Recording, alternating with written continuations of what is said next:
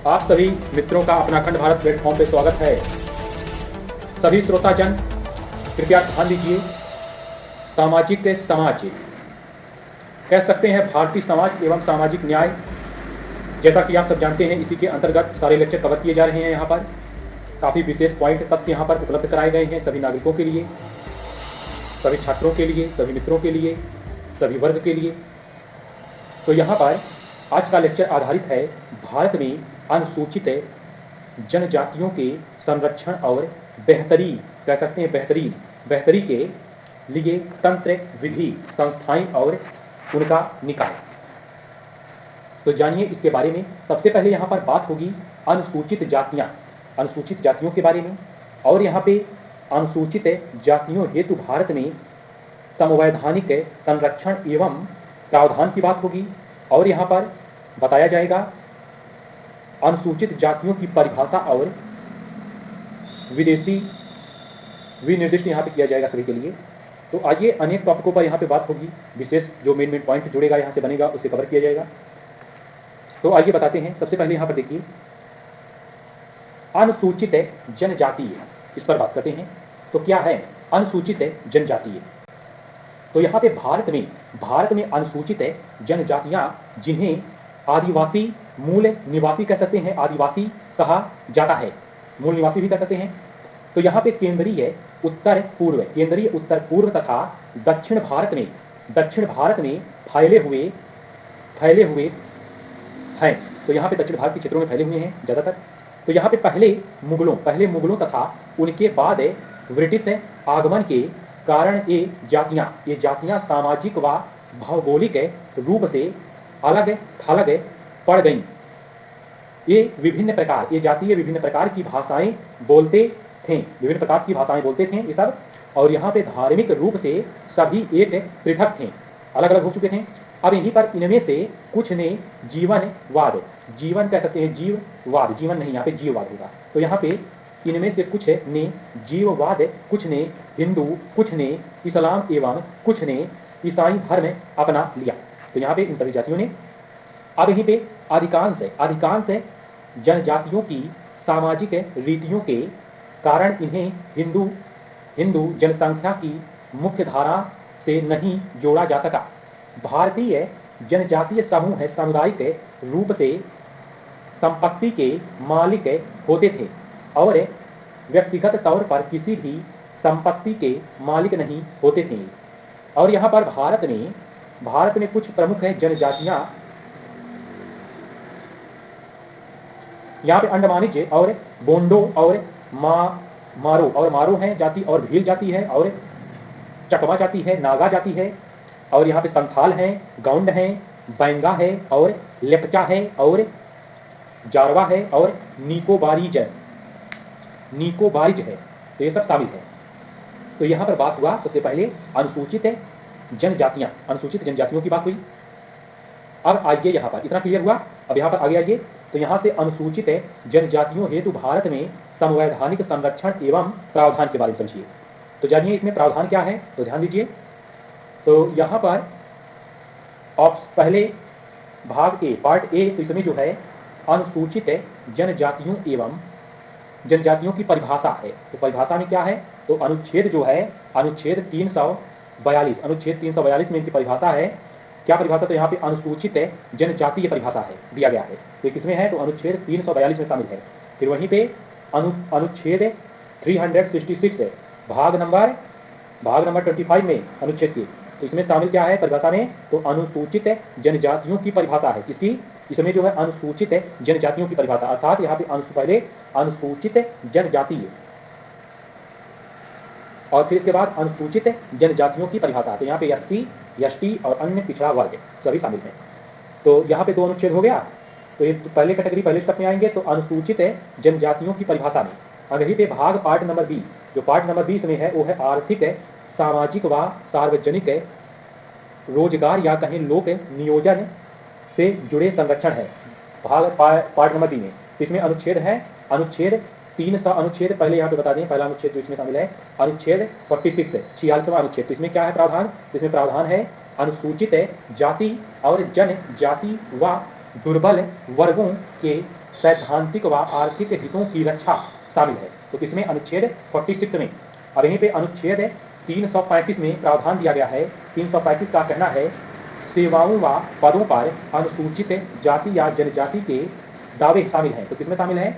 335 में, 335 में शामिल है। अब यहीं पे सी वाला कैटेगरी जानिए, सी वाला स्टेप जो आता है पार्ट नंबर सी, तो इसमें राजनीतिक रक्षोपाय शामिल है। राजनीतिक रक्षोपाय में अनुच्छेद 330 है, 330 अनुच्छेद है। तो इसमें इसका प्रावधान है 330 का कि लोकसभा में अनुसूचित जाति एवं जनजाति हेतु आरक्षण शामिल है इनके लिए। तो प्रावधान है अनुच्छेद नंबर 330 में, जान लीजिएगा सभी लोग। तो यहाँ पर अगला अनुच्छेद इसमें शामिल है 332। यहाँ पे आर्टिकल, यहाँ पे अनुच्छेद 332 है। 332 में क्या प्रावधान है? तो 332 में प्रावधान है राज्य विधानसभाओं में अनुसूचित जाति एवं जनजाति हेतु आरक्षण शामिल है। तो यहाँ पर जो अनुच्छेद है 332 में शामिल है। अब यहीं पर बात करता है अनुच्छेद 243 घा की, खंड घा। तो यहाँ पे अनुच्छेद 243 घा, तो इसमें प्रावधान दिया है पंचायतों में आरक्षण है इनके लिए। तो इसमें हो गया अनुच्छेद 243 घा। अब यहीं पर अनुच्छेद 243 ना है, खंड ना, अनुच्छेद 243 ना में प्रावधान है नगर पालिका में आरक्षण। तो यहाँ पे नगर पालिका में भी आरक्षण हो गया। तो ये हो गया अनुच्छेद 243 ना में। तो यहाँ पे पंचायतों में आरक्षण घा में हो गया और ना वाले में हो जाता है नगर पालिका में आरक्षण। तो ये दोनों अनुच्छेद हो गया 243 का। तो यहाँ पर इतना इसका क्लियर हुआ। तो हो गया राजनीति रक्षोपाय है सी वाला कैटेगरी में। अब यहाँ पे पार्ट नंबर डी जो कैटेगरी है, इसमें पार्ट डी है। तो इसका ये है निगरानी करने वाली संस्थाएं। तो इसमें अनुच्छेद है 338 खंड का 300 आर्टिकल 338 खंड का जो है इसमें प्रावधान है राष्ट्रीय अनुसूचित जनजाति आयोग। यह प्रावधान इसमें 300 अनुच्छेद 338 का में। तो ये हो गया निगरानी करने वाली संस्थाएं। तो यहाँ पे 4 स्टेप क्लियर किया गया, ए बी सी डी इतने में जो अनुच्छेद शामिल रहे हैं। तो यहाँ पर बताया, और पहले में हो गया अनुसूचित जनजातियों की परिभाषाएं, और दूसरे में हो गया ऑप्शन बी आर्थिक सामाजिक व सार्वजनिक रोजगार या लोक नियोजन से जुड़े संरक्षण। पार्ट नंबर सी हो गया इसमें राजनीतिक रक्षोपाय। पार्ट नंबर डी हो गया निगरानी करने वाली संस्थाएं समाज में। तो यहाँ पर बताया गया अनुसूचित जनजातियों हेतु भारत में संवैधानिक संरक्षण एवं प्रावधान के बारे में, अनुच्छेद के बारे में। तो यहाँ पे आपको एक जानकारी और उपलब्ध करा देता हूँ, बता देता हूँ। जैसे कि देखिए जितना अनुच्छेद बताया गया है ये संसद द्वारा बनाया जाता है, और इसमें समाज को एक दायरे में देखते हुए इसमें उतार चढ़ाव, नकारात्मकता सकारात्मकता पर भी ध्यान रखा जाता है, ऊंच नीच अन्य वर्ग पर भी ध्यान रखा जाता है। किसी को इससे कोई इसका दुरुपयोग ना कर सके। यदि से कानून मिल जाता है तो इस कानून का कोई ख्याली तरीके से सिस्टम बना करके किसी अच्छे इंसान को चोट ना पहुंचाए। और इन सभी विशेषताओं को ध्यान में रखते हुए हर एक अनुच्छेद में वहां पर संशोधन समय समय पर किया जाता रहता है, किया जाता है हर एक वर्ष, हर एक समय पर जब आवश्यकता पड़ती है तब किया जाता है। और आवश्यकता कब पड़ेगी इसके लिए ध्यान में रख करके उस पर नियम कानून हमेशा चलता रहता है। तो ये जो अनुच्छेदों का जो अनुच्छेद सिस्टम वही रहता है, बस उसमें का जो वर्णन दिया जाता है उसमें थोड़ा बदलाव कर दिया जाता है, इतना जान लीजिए। इसी अनुच्छेद से जुड़ा रहता है, उसमें बदलाव कर दिया जाता है, उसमें जोड़ दिया जाता है। अब यहाँ पर बात करते हैं अनुसूचित जनजातियों की परिभाषा और विनिर्देश के बारे में। तो आइए इसके बारे में जानते हैं। अनुसूचित जनजातियों की परिभाषा और विनिर्देश के बारे में। तो इसके बारे में सबसे पहले यहाँ पे परिभाषा करते हैं, डिफिनेशन। तो यहाँ पे परिभाषा जान लीजिए। तो परिभाषा इसमें है अनुसूचित जनजातियों को भारत के संविधान के अनुच्छेद 366 आर्टिकल 366 खंड नंबर भाग नंबर जो है 25 है, इसी के तहत इसमें इस प्रकार परिभाषित किया गया है कि, तो परिभाषित किया गया है ऐसी जनजातियां या जनजाति समुदाय अथवा ऐसी जनजातियों या जनजाति के भाग या उनमें किसी कह सकते हैं उनमें के युक्त है अभिप्रेत है जिन्हें इस संविधान के प्रयोजनों के लिए अनुच्छेद 342 है इसके अधीन अनुसूचित जनजातियां समझा जाता है। तो यह हो गया परिभाषा 108। अब यहीं पे इसमें जो है विनिर्देश, तो इसमें विनिर्देश शामिल है। तो विनिर्देश कहता है संविधान के अनुच्छेद 342 में एक अनुसूचित जनजाति के रूप में किसी जनजाति के विनिर्देश का प्रावधान है, जिसमें नंबर 1 यहाँ पर राष्ट्रपति किसी राज्य या संघ राज्य क्षेत्र के संबंध में और जहां वह राज्य है वहां उसके राज्यपाल से परामर्श करने के पश्चात लोक अधिसूचना द्वारा उन जनजातियों या फिर जनजाति समुदायों के भागों या उनमें के युद्धों को विनिर्दिष्ट कर सकेगा, जिन्हें इस संविधान के प्रयोजन के लिए उस राज्य अथवा संघ राज्य क्षेत्र के संबंध में अनुसूचित जनजातीय समझा जाएगा। अब यहीं पर दूसरा पॉइंट है, यहाँ पे संसद विधि द्वारा किसी जनजाति या जनजाति समुदाय को अथवा किसी जनजाति या जनजाति समुदाय के भाग या उसमें के युद्ध को खंड 1 के अधीन निकाली गई अधिसूचना में विनिर्दिष्ट अनुसूचित जनजातियों की सूचना में सम्मिलित कर सकेगी या उसमें से अपरिवर्जित कर सकेगी, किंतु जैसा ऊपर कहा गया है उसके सिवाय उक्त खंड के अधीन निकाली गई अधिसूचना में किसी पाश्चात्यवर्ती अधिसूचना द्वारा परिवर्तन नहीं किया जाएगा। तो यह हो गया यहाँ पर विनिर्देश, इसका विनिर्देश दिया गया। अब यहीं पर जानिए साधारण प्रणाली प्रावधान इसमें। तो साधारण प्रावधान इस तरह से इसमें किया गया है, जैसे अनुच्छेद 244 भाग 1 है, इसके तहत अनुसूचित क्षेत्र वे क्षेत्र होंगे जिन्हें राष्ट्रपति राज्यपाल की सलाह के साथ अनुसूचित क्षेत्र घोषित करेंगे। और यहाँ पे 5वीं अनुसूची है। तो यहाँ पर हो गया यह अनुच्छेद 244 की बात है, जो 244 से खंड 1 में बताया गया। अब यहीं पे अगला अनुच्छेद आता है अनुच्छेद 244 भाग 2। अनुच्छेद 244 भाग 2 इसके तहत वे क्षेत्र आते हैं जिन्हें असम, मेघालय, मिजोरम, त्रिपुरा में जनजातीय क्षेत्र घोषित किया गया है। इसमें इन क्षेत्रों हेतु जिला परिषदें या क्षेत्रीय परिषदें बनाने का उपबंध है। इन परिषदों को व्यापक कानूनी, न्यायिक एवं प्रशासनिक शक्तियां दी गई हैं, जिसमें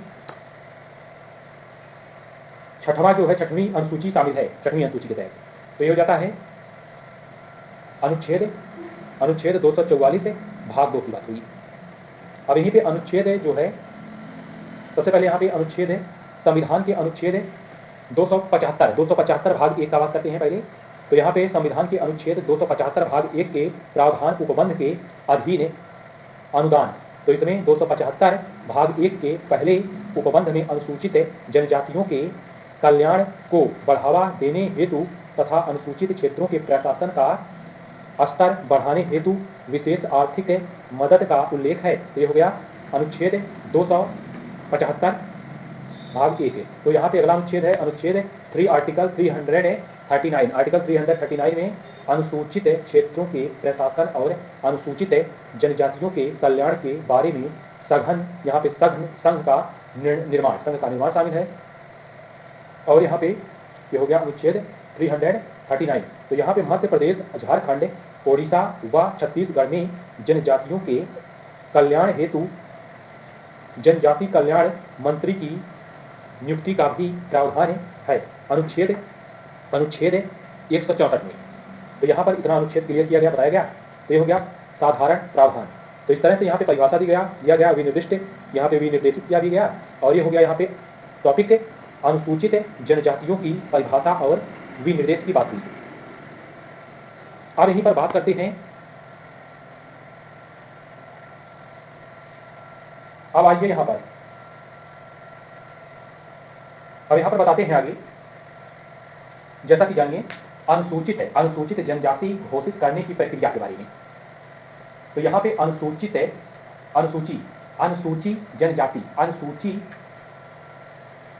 जनजाति घोषित करने की प्रक्रिया तो क्या है? तो इसमें भारत का संविधान अनुसूचित जनजातियों को परिभाषित नहीं करता। इसलिए अनुच्छेद 366 आर्टिकल 366 भाग 25 इसके अंतर्गत अनुसूचित जनजातियों की व्याख्या उन समुदायों के रूप में करता है जिन्हें संविधान के अनुच्छेद 342 इसके अनुसार अनुसूचित किया गया है। तो इतना हो गया। अब यहीं पर और पॉइंट है। तो यहाँ पे संविधान के अनुच्छेद 342 भाग 1 इसके अनुसार राष्ट्रपति किसी राज्य या संघ राज्य क्षेत्र के संदर्भ में और राज्य के मामले में राज्यपाल से परामर्श के बाद जनजातियों या जनजातीय समुदायों या उनके समूहों को अनुसूचित जनजाति के रूप में अधिसूचित करता है।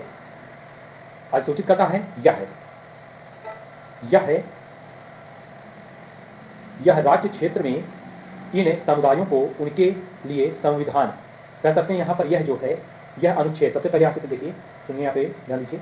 यह जो है अनुच्छेद 342 से भाग 1 जनजाति या उसके समूह को इनके राज्य या संघ या राज्य क्षेत्र में इन समुदायों को उनके लिए संविधान में प्रदत्त संरक्षण उपलब्ध कर संवैधानिक दर्जा प्रदान कर सकता है।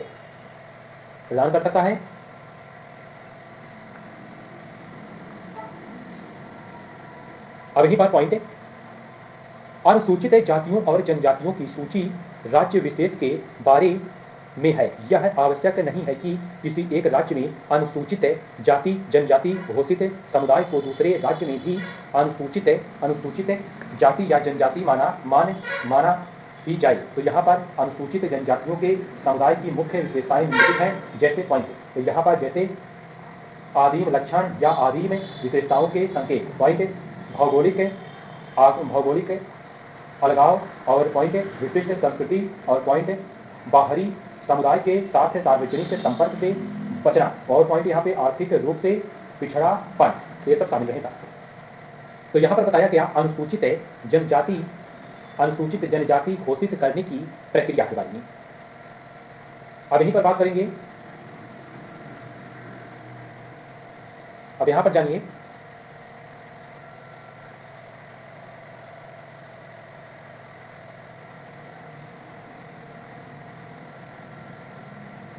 छठी अनुसूची वाले जनजाति क्षेत्र के बारे में जो घोषित किया गया है।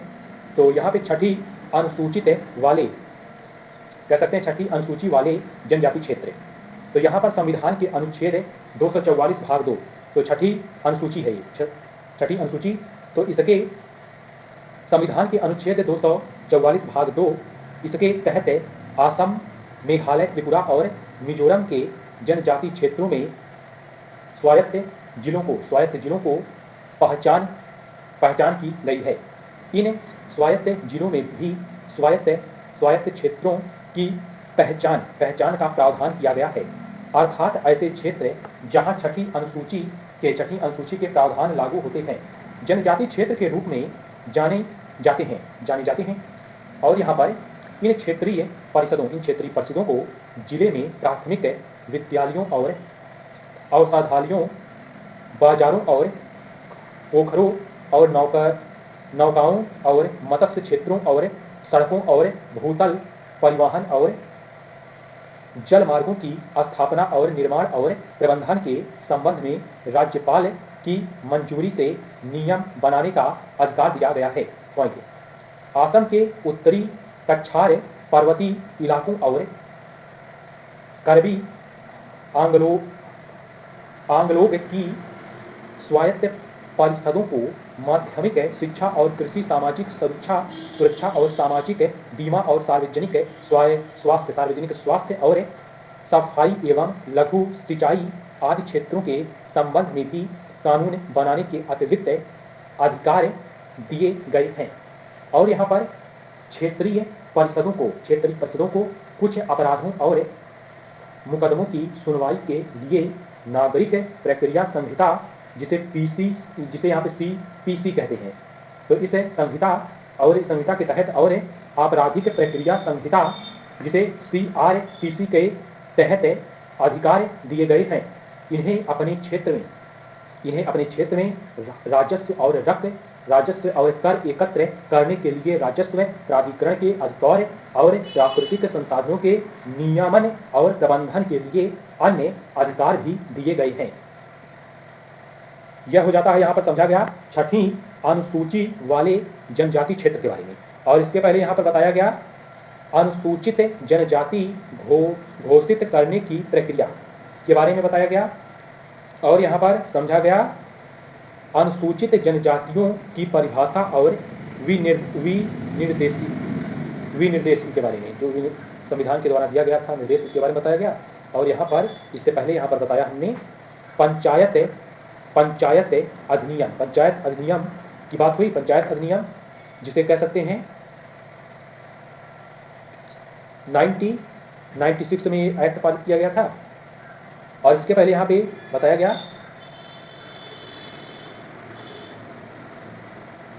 अनुसूचित जनजाति तथा, और यहाँ पर बताया गया रहा अनुसूचित जनजातियों हेतु भारत में संवैधानिक संरक्षण एवं प्रावधान की बात हुआ। प्रावधान के बारे में बताया गया जिसमें भाग ए, भाग बी, भाग सी, भाग डी तक बताया गया। इसके अंतर्गत अनुच्छेद कवर किया गया था। और यहाँ पे सबसे पहले बताया गया रहा अनुसूचित जनजातीय। आज का यह लेक्चर जो है भारत में अनुसूचित जनजातियों के संरक्षण और बेहतरी के लिए तंत्र, विधि या कहीं संस्थाएं और निकाय के बारे में यहाँ पे अध्ययन किया गया। भारतीय समाज एवं सामाजिक न्याय के अंतर्गत इतना स्पष्ट किया गया यहाँ पर। तो यहाँ पे मेन पॉइंट बताया गया है। मिलेंगे अगले वीडियो में अगले लेक्चर के साथ। जय हिंद, जय भारत।